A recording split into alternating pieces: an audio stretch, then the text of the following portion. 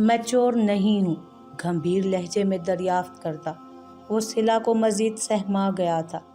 इतनी सी उम्र में इतने बड़े बड़े स्टंट्स करने की क्या ज़रूरत है।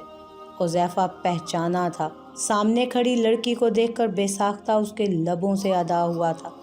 मैं सच कह रही हूँ, मेरा यकीन करें, मैं फंस जाती अगर आपके घर की खिड़की ना खुली होती। वो जानबूझकर नज़रअंदाज कर गई थी हुज़ैफा की कही दूसरी बात।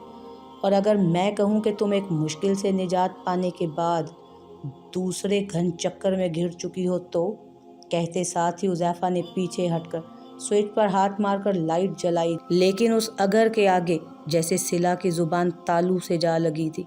सामने मौजूद शख्स को मुकम्मल उजाले में देखकर उसकी आंखों में बड़ी तेज़ी से शनासाई उभरी थी, और इस शनासाई की मंजिल तय करने के बाद तो जैसे सिला का ऊपर का सांस ऊपर और नीचे का नीचे ही रह गया। अब अगर मेरा मुकम्मल जायज़ा ले ही चुकी हो तो ज़रा ये भी बता दो, किससे भाग रही थी तुम? कौन है तुम्हारे पीछे? हुज़ैफा के लहजे में बेपनाह सख्ती रची हुई थी, जो चंद लम्हों के लिए सिला को भी गड़बड़ा गई थी। दूसरी तरफ वो था जो गुस्से से बेहाल होने को था। किस जज्बे के तहत? फ़िलहाल वो खुद भी ये समझने से कासिर था। मैं घर से निकली थी एक दोस्त की तरफ जाने के लिए।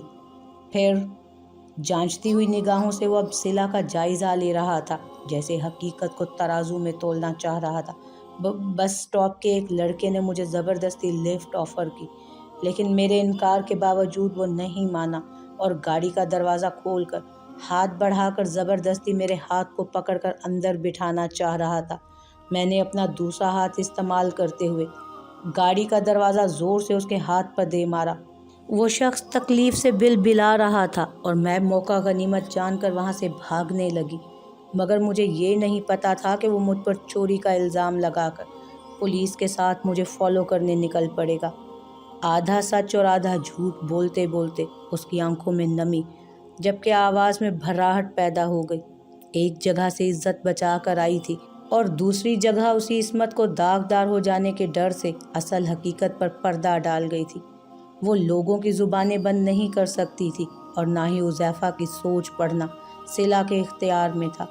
वो नहीं जानती थी कि उसकी बताई गई कहानी पर हुज़ैफा को कितना यकीन आया था, लेकिन वो अपनी अना का जनाजा फिर भी किसी के सामने नहीं निकलने देना चाहती थी। आखिर को एक खुददार माँ की बेटी जो ठहरी। अगर तुम सच कह रही हो तो तुम्हें मैं मुकम्मल प्रोटेक्शन फराहम करूँगा, लेकिन अगर जो तुम्हारी एक बात में भी गलत बयानी का मुझे इल्म हुआ बाद में, तो फिर आगे के हालात की ज़िम्मेदार तुम खुद होगी। याद रहे, मुझे सच कहने वालों से मोहब्बत और झूठ बोलने वालों से शदीद ख़ार आती है। मैं सच कह रही हूँ। ठीक है, चंगेज़ खाना हो कहीं का, वो बुड़बुड़ाई। खश्मी घूरी से उसे नवाजा गया तो सिला पहलू बदल कर रह गई। अगर आज बुरी न फंसी होती तो सामने खड़े शख्स की ईंट से ईंट बजा देती, मगर हाय ये मजबूरी। करम नवाजी है सर आपकी, लेकिन मुझे अब लगता है कि बाहर मेरी तलाश खत्म हो चुकी है, इसलिए मुझे अब इजाज़त दें। दांत पीस कर कहती वो अब मज़ीद हुज़ैफा के घर पनाह लेने की रवादार नहीं थी। ये लो मोबाइल और इन्फॉर्म कर दो अपने बाबा को। ये लो मोबाइल और इन्फॉर्म करो अपने बाबा को कि तुम खैरियत से हो। ऐसा क्या था सामने मौजूद लड़की में कि वो खुद को नरमी बरतने से रोक नहीं पा रहा था।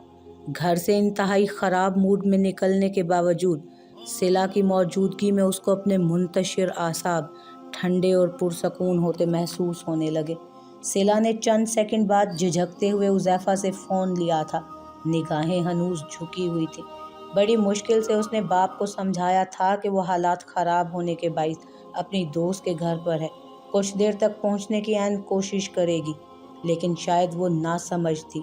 ये नहीं जान सकी थी कि उसका बाप अपनी जान से प्यारी बेटी के लहजे की नमी और लड़खड़ाहट से ही अनकही समझने का भी हुनर रखता था।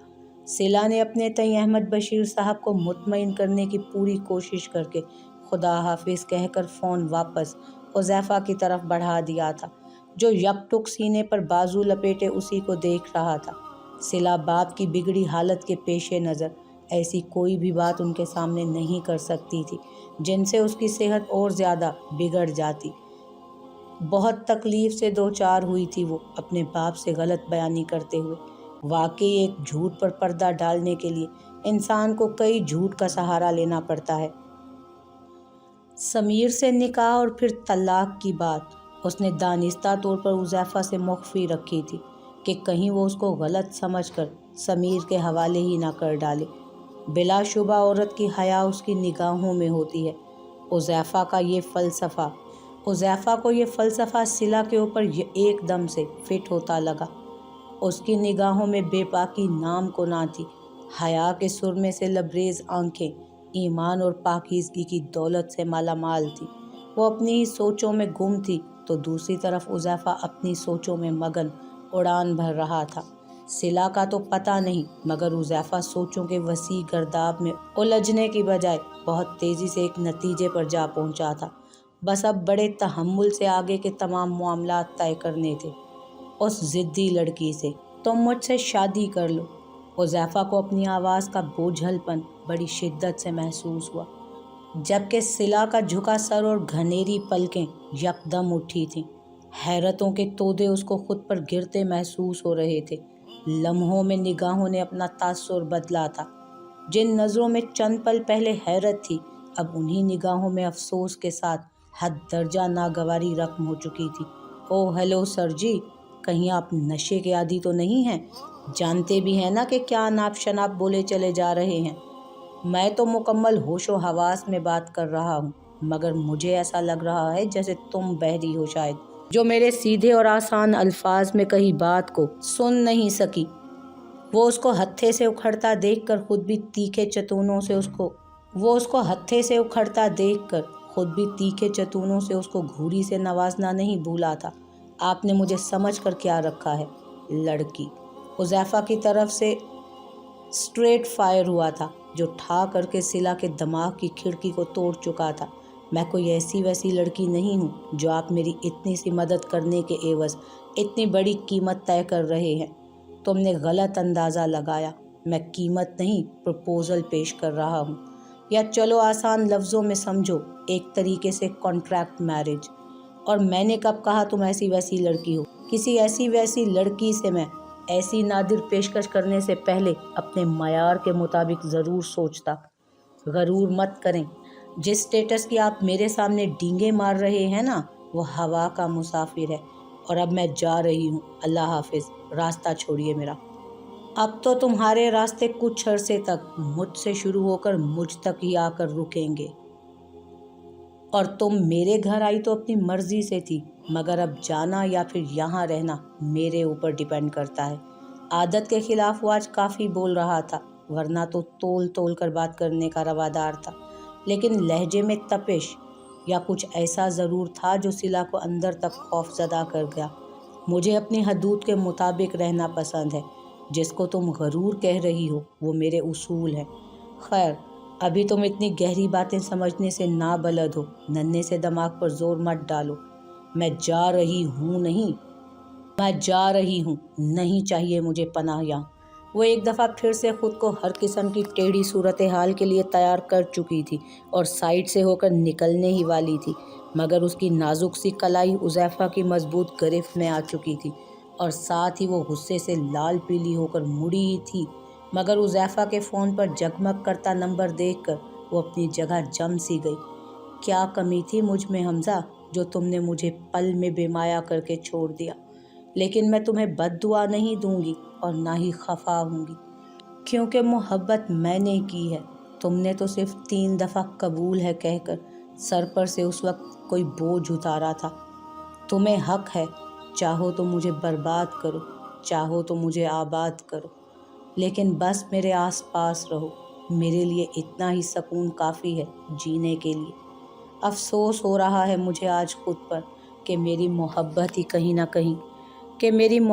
میں ہی کہیں نہ کہیں کھوٹ رہا ہوگا، تبھی تو تم کو پا کر بھی نہ پا سکی۔ وہ اپنے بیڈ روم میں آ کر بری طرح سے بکھری تھی۔ دل کے بارہا چیخ چیخ کر رونے کے باوجود وہ ٹھنڈے ٹھار فرش پر کروٹ کے بل لیٹی بے آواز رو رہی تھی۔ دل تھا کہ کسی بھی طرح پرسکون ہونے پر نہیں ہو رہا تھا۔ میرے اللہ، اس میں بھی تیری کوئی بہتری ہی مخفی ہوگی، मगर क्यों, आखिर कहाँ मेरी मोहब्बत में कमी रह गई जो हमज़ा तुमने, हकीकतन मुझे तुमने जूते की नोक पर मकाम दिया। अल्लाह पाक तो जानता है ना कि मैंने सच्ची मोहब्बत की है। बस मेरे खुदा मुझे उसकी मोहब्बत दिला दे। मेरे लिए, मेरे शोहर के दिल में मोहब्बत भर दे मेरे मालिक। मैं ये नहीं मांगती तुझसे कि वो अपनी मन चाही बीवी से किनारा कशी कर ले। मैं तो बस थोड़ी सी जगह चाहती हूँ उसके दिल में अपने लिए।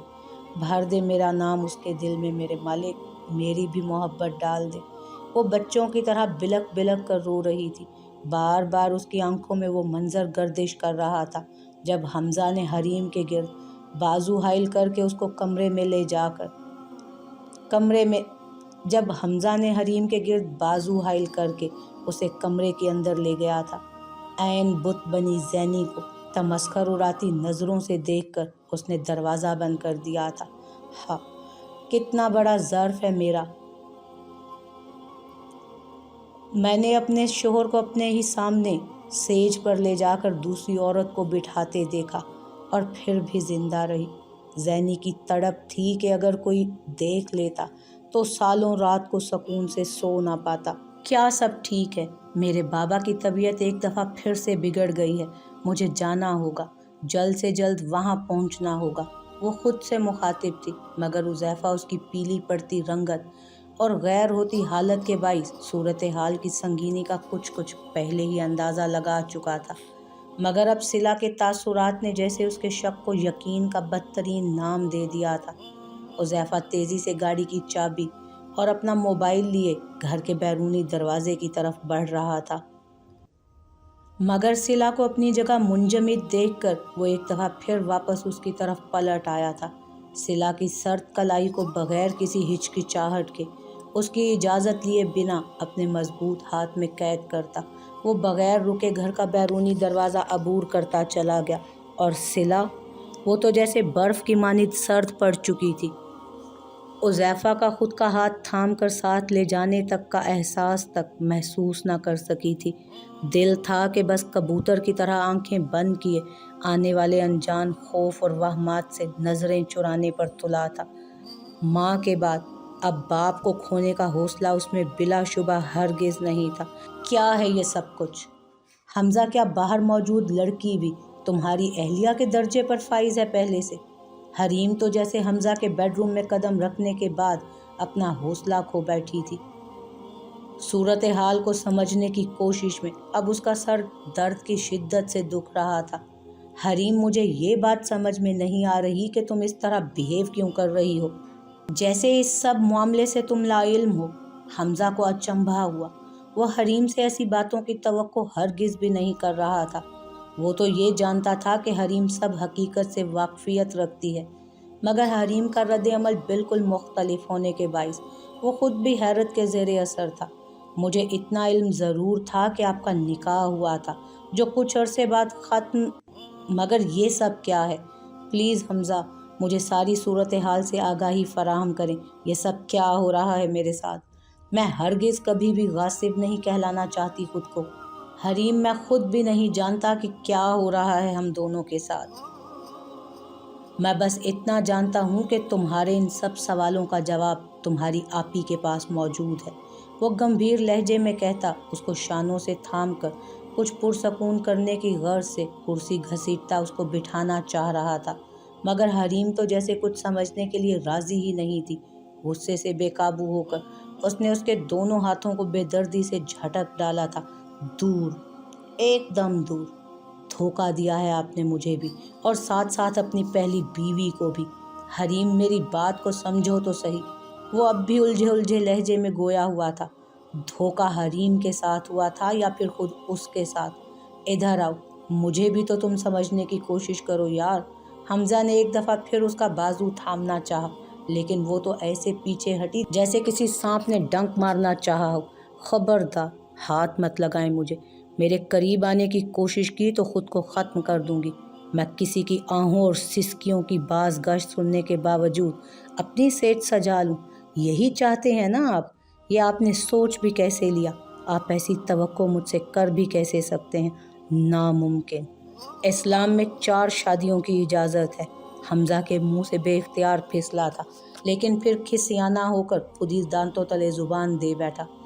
پہلے 2 بیویاں تو سنبھال لیں، پھر خوشی سے دوسری اور تیسری کیا 5ویں اور 6ٹھی بھی کر لیجئے گا۔ وہ کہہ کر رکی نہیں اور تنفر سے ڈریسنگ روم کے اندر جا کر دھڑام سے دروازہ بند کر کے خود بھی اندر بند ہو گئی، اور وہ تو جیسے اپنی جگہ ساکت ہی رہ گیا۔ کئی الجھنیں تھیں ذہن میں جو اس کو بری طرح سے اپنے اندر الجھا رہی تھی، مگر ابھی صرف ایک گرہ کھلی تھی، گتھی کا سلجھنا، اور حقیقت فی الحال پس پردہ تھے۔ اور پھر وہی ہوا جس کا ڈر تھا۔ صلہ کے والد بشیر صاحب تیسرے ہارٹ اٹیک کے باعث خالق حقیقی سے جا ملے۔ صلہ کے پاس اب 2 ہی رشتے بچے تھے، جفا اور دانی۔ حذیفہ نے ہی کفن دفن کے تمام انتظامات سر انجام دیے تھے۔ صبح نماز فجر کے بعد بشیر احمد صاحب کو سپرد خاک کر دیا گیا۔ صلہ اور جفا کی ایسی حالت ہی نہ تھی کہ ان سے کسی بھی رشتے کی بابت دریافت کیا جاتا۔ دانی سے حذیفہ نے بارہا پوچھا کہ کسی رشتے دار کا ایڈریس یا فون نمبر ہے تو بتا دو، مگر وہ معصوم تو خود ماں کے بعد اب باپ کے بھی دنیا سے چلے جانے کے باعث گم سم اور غم سے نڈھال تھا۔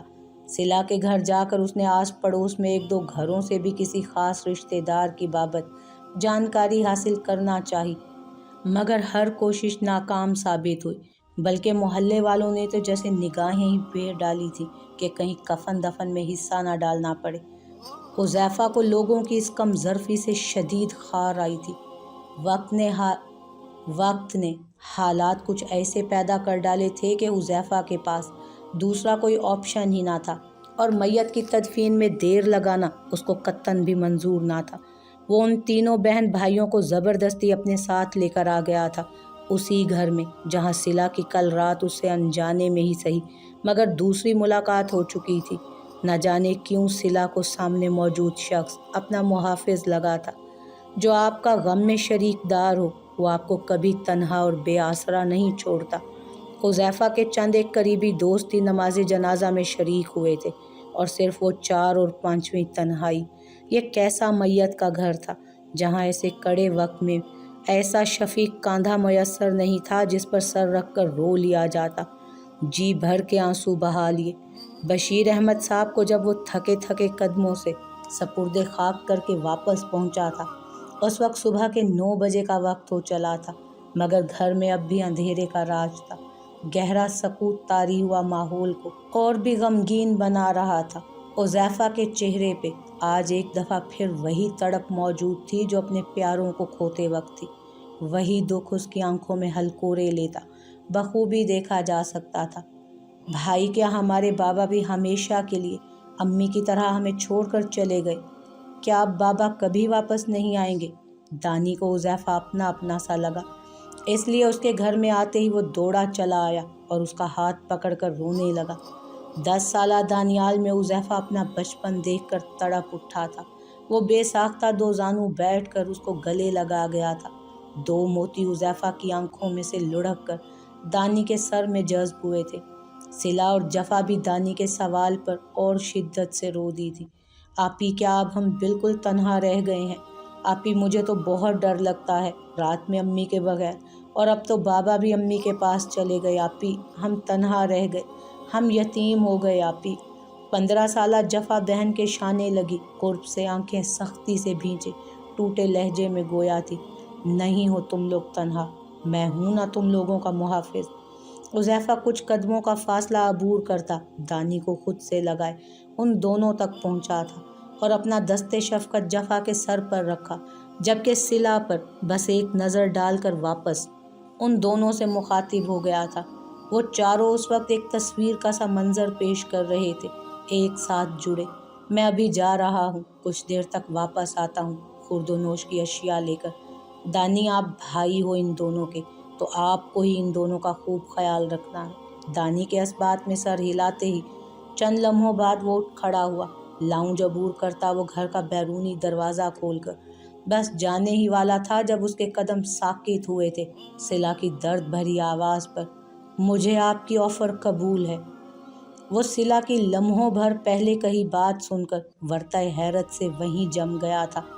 مگر پلٹ کر سلا کی طرف دیکھنے سے گریزاں ہی رہا تھا۔ ایک ٹیس سی اس کے دل میں اٹھی تھی۔ وہ جانتا تھا کہ سلا جیسی خوددار اور انا پرست لڑکی یہ فیصلہ اتنی آسانی سے نہیں کر رہی تھی۔ وہ ہرگز بھی یہ فیصلہ اپنے لیے نہیں لے پائی تھی۔ یہ فیصلہ اس نے اپنے چھوٹے بہن بھائیوں کے لیے لیا تھا۔ سلا سے نظریں ملانے کی تاب حذیفہ میں اب باقی نہ رہی تھی۔ اس کی آنکھوں میں سے جھانکتی بے بسی اور بے چارگی وہ بغیر دیکھے بھی بخوبی محسوس کر سکتا تھا۔ سلا سے اس نے کانٹریکٹ میرج کی بات بغیر سوچے سمجھے زینی کی تکلیف کے پیش نظر شدید دل برداشتہ ہو کر کہہ ڈالی تھی، ورنہ اس کا ایسا کوئی ارادہ تک نہ تھا۔ زینی کو اس کڑے وقت میں مورل سپورٹ کے ساتھ ساتھ بھرپور توجہ کی بھی ضرورت تھی۔ حذیفہ مرد ہو کر یہ کام نہیں کر سکتا تھا۔ زینی اپنی بھابھی کے درجے پر فائز سلا سے عزت اور احترام کا رشتہ بنانے کے بعد شاید دوستی اور دل سے جڑا گہرا اعتماد کا رشتہ بھی بنا لیتی، جو کہ کسی ملازم سے بنانا اس کے لیے ناممکن سی بات تھی۔ وہ چاہتا تو اس کی دل جوئی کے لیے کوئی کیئر ٹیکر بھی ہائر کر سکتا تھا، مگر کیا زینی اس کے سامنے اپنا دل کھول کر رکھ سکتا، وہ بھی ایسے وقت میں جب گھر میں اس کا اپنا دغاباز شوہر بھی رہتا ہو۔ بس یہی سوچ کر اس نے سلا کو کانٹریکٹ میرج کی آفر کی تھی تاکہ جلد از جلد سلا کے ذریعے زینی کو سنبھال سکے۔ سلا کی خود اعتمادی اتنے سارے دکھوں کے یکے بعد دیگرے جھیلنے کے بعد بھی اس کا کانفیڈنس قائم رہنا ہر کسی کے بس کی بات نہیں تھی، اور نہ یہ کوئی معمولی بات تھی۔ لیکن اب سلا کا فیصلہ سن کر وہ بخوبی جان چکا تھا کہ وہ بھی حالات کی ماری اپنوں کے لیے کڑوا گھونٹ پینے کے لیے قربانی دینے جا رہی ہے۔ وہ کم عمر تھی، کھلتی کلی کی مانند انچھوئی اور خوبصورت۔ آگے جا کر اس کو بہت اچھا ہم سفر مل سکتا تھا۔ وہ مجبوری کے تحت ایک ایسے شخص سے شادی کر رہی تھی جو اس سے عمر میں کم از کم 12 سال بڑا تھا۔ یہ سوچ حذیفہ کی اپنے لیے تھی۔ ٹھیک ہے، تمہارے ابو کے سوئم کے بعد اگلے دن ہمارا نکاح ہو جائے گا، جب تک میں پیپرز تیار کرواتا ہوں۔ وہ اس کی نگاہوں میں نہ جانے کیا کھوجتا، گمبھیر اور ٹھہرے ہوئے لہجے میں کہتا، اب بھی سلا کے چہرے کا جائزہ لینے میں مصروف تھا۔ شدید دکھ محسوس کرتی وہ ساری رات سو بھی نہ سکی تھی۔ حریم خود کو زینی کی جگہ تصور کر کے بارہا روئی تھی۔ خود کو وہ زینش کا قصوروار ٹھہراتی۔ ساری رات دل پر بوجھ کم ہونے کی بجائے مزید بڑھتا گیا، تو وضو کر کے نماز فجر ادا کر کے اپنے رب کے حضور خوب گڑ گڑائی، سکون طلب کیا اپنے لیے اور زینی کے لیے بھی۔ اپنے ناکردہ گناہ کی اللہ رب العزت سے رو رو کر معافی طلب کی۔ دعا مانگ کر جائے نماز طے کرنے کے بعد وہ ایک کبیدہ نظر بے خبر سوئے حمزہ پر ڈالتی کمرے سے باہر آ گئی تھی۔ اس کا مقصد زینی سے بات کرنا تھا، اپنی بے گناہی ثابت کرنا چاہتی تھی۔ وہ تذبذب کا شکار زینی کے بیڈ روم کو متلاشی نظروں سے دیکھ رہی تھی، مگر ہال کمرے سے ملحقہ قطار میں 3 کمرے تھے۔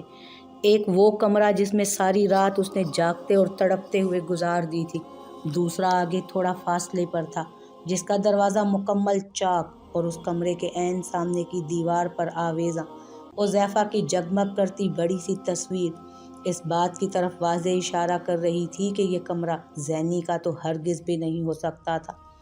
حذیفہ کے کمرے کی پرلی طرف پر ایک اور بیڈ روم تھا۔ وہ قدموں کو جمانے کی کوشش کرتی فرش پر کچھوے کسی چال چلتی آگے بڑھی تھی۔ دروازہ نوک کر کے وہ پیچھے ہٹ کر سائڈ پر جا کھڑی ہوئی۔ جی باجی جی، کوئی کام ہے تو بتا دیں۔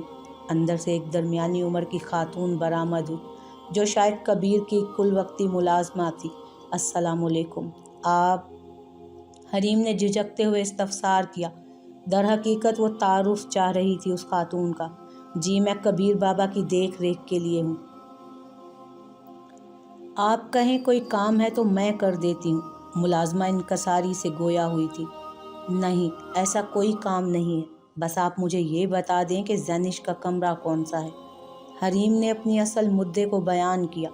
ملازمہ سے بات کر کے وہ کچھ پرسکون ہوئی تھی، ورنہ تو دل میں 100 طرح کے وہمیں اٹھ رہے تھے جو اسے ستا رہے تھے کہ کہیں حذیفہ بیڈ روم کا دروازہ کھول کر باہر نہ آ جائے، اور اگر ایسا ہو جاتا تو وہ کس طرح سے پھر اس سے نظر ملا پاتی۔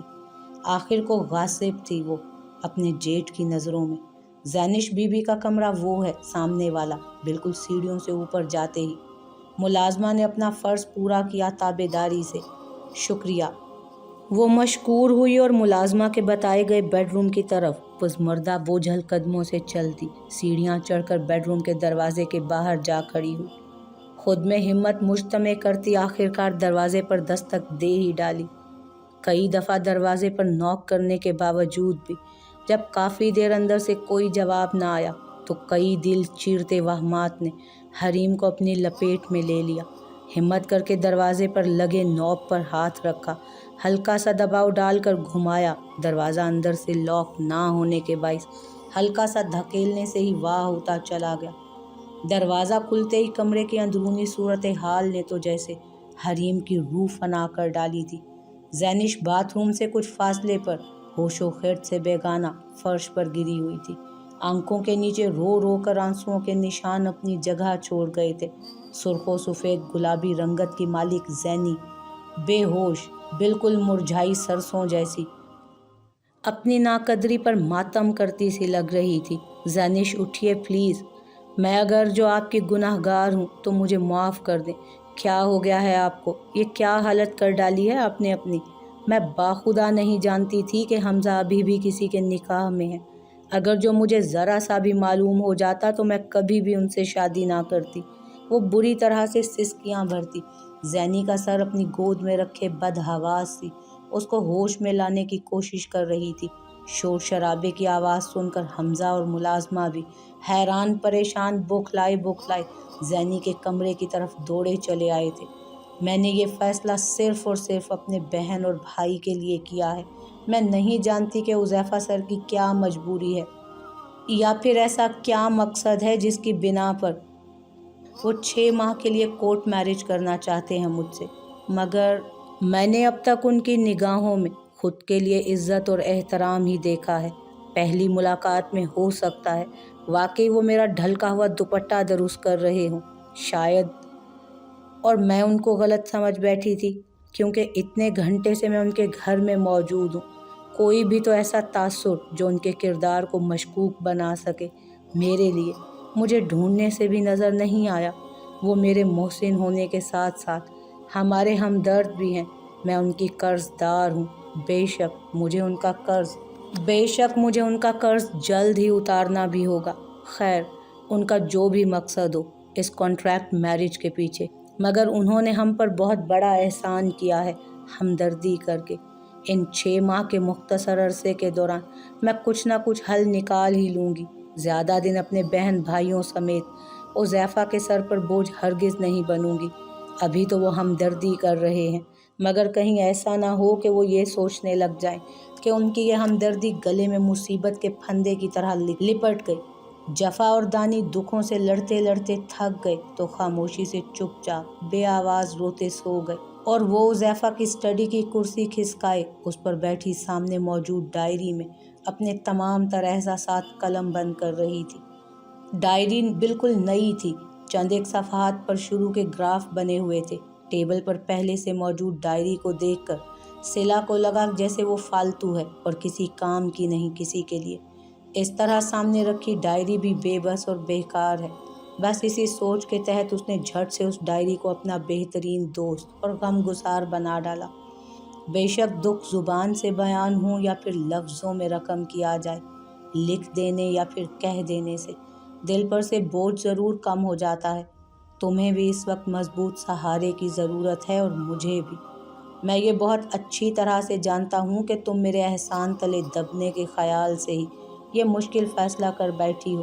तुम्हें ये गवारा नहीं है कि मैं तुम पर या तुम्हारी फैमिली पर किसी किस्म का एहसान करूँ, इसीलिए तुमने मेरी ऑफ़र को कबूल किया है। मुझे तुम्हारी खुददारी और बहादुरी इतने कड़े वक्त में पै दर पै आने वाले इम्तहानात के बावजूद भी इस तरह हालात को अपनी मर्ज़ी के मुताबिक मुट्ठी में लेने का हुनर रखना कोई मामूली बात नहीं है। फ़ख्र है मुझे तुम पर और बिलाशुबा तुम एक बहादुर लड़की हो। लेकिन मेरी मजबूरी भी देखो कितनी अजीब है कि मैं अपने घर की तन्हाई और स्याह सकूत को दूर करने के लिए तुमसे ये रिश्ता जोड़ रहा हूँ। ज़ैनिश के दुख को बांटने के लिए تمہیں اس کا بہترین ہمدرد اور دوست بنا کر لے جا رہا ہوں، اس میں کوئی شک نہیں۔ کل تک میں نے یہ فیصلہ صرف اور صرف زینی کے لیے، اس کو تکلیف زدہ فیس سے نکالنے کے لیے کیا تھا۔ وہ ایک بہت بڑے دھچکے سے گزر رہی ہے۔ حمزہ نے بہت بڑا دکھ اس کے دامن میں کسی عظیم تحفے کی طرح عنایت کیا ہے۔ میں زینی اور کبیر کا کفیل ہوں، بن ماں باپ کے بچوں کے ساتھ برا ہوتے ہوئے نہیں دیکھ سکتا، لیکن اب زینی کے ساتھ ساتھ تم تینوں کی بھی ہر طرح کی ذمہ داری اور تحفظ فراہم کرنے کی میں مکمل کوشش کروں گا۔ میں اپنی پوری کوشش کروں گا کہ تمہارے دل میں اپنے لیے جگہ بنا سکوں۔ ان 6 ماہ میں اگر میں ایسا کرنے میں کامیاب ہو گیا تو یقیناً تم میری ہمیشہ کے لیے بن کر رہ جاؤ گی، مگر یہ ایج ڈفرنس مجھے اس رشتے کے حوالے سے کئی سوالات اٹھا کر پریشان کر رہا ہے۔ تم کتنی بھی پر اعتماد سہی، مگر بہرحال ہو تو اس رشتے کے لیے کم سن اور کسی حد تک اس پیارے رشتے کے تقاضوں سے بھی انجان، اور شاید تمہیں بھی یہ ایج ڈفرنس قبول نہ ہو۔ وہ کار ڈرائیو کرتے ہوئے مسلسل بس صلہ کے متعلق ہی سوچ رہا تھا۔ تمام تر گھریلو ضروریات کی اشیاء اس نے خرید لی تھی، بس اب وہ جلد از جلد اپنے گھر صلہ کے پاس پہنچنا چاہتا تھا۔